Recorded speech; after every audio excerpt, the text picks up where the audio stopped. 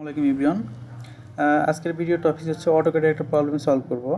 যেমন আমরা অনেক সময় এরকম প্রবলেমে পড়ি যে অটোক্যাডের একটা প্রজেক্ট আমরা সেভ করার সময় আমরা এরকম দেখতে পাই কন্ট্রোল এস দিয়ে যদি আমি সেভ করি,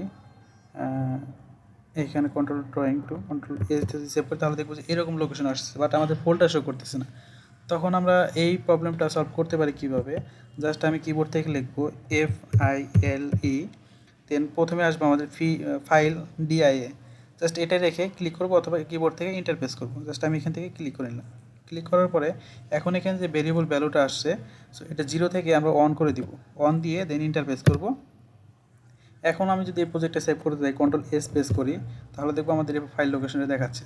এখন আমি লোকেশন ধরে ধরে আমরা মাউস ক্লিক করে লোকেশন ধরে ধরে আমরা সেভ করতে পারবো আর কি।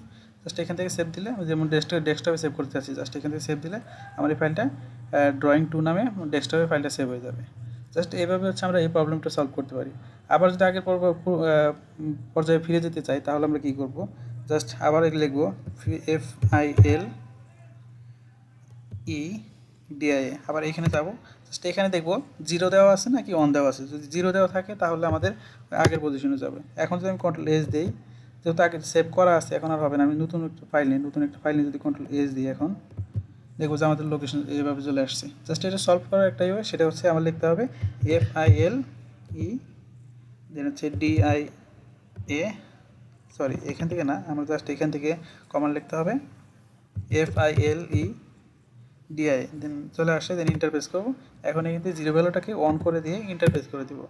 এখন যদি আমি কন্ট্রোল এস দিই তাহলে এই জায়গায় আমাদের লোকেশনটা আসতেছে। সো আমরা এইভাবে একটা এই প্রবলেমটা সলভ করতে পারি। তো ধন্যবাদ সবাইকে।